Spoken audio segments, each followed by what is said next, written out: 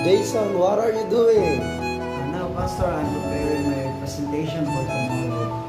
Yes, it's very hard. What topic? It's about evangelism by John MacArthur. Wow. Good book. Wow. How about you, Hill?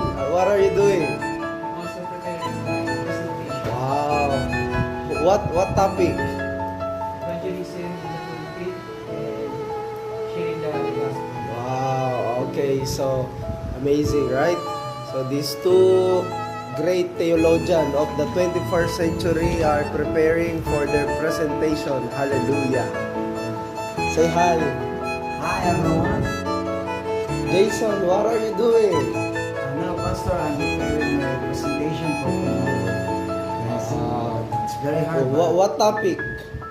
It's about evangelism by John MacArthur. Wow. Good book. Wow. Wow.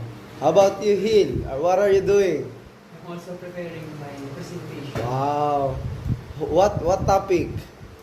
Evangelism in the pulpit and sharing the gospel. Wow. Okay, so amazing, right? So these two great theologians of the 21st century are preparing for their presentation. Hallelujah. Say hi. Hi, everyone.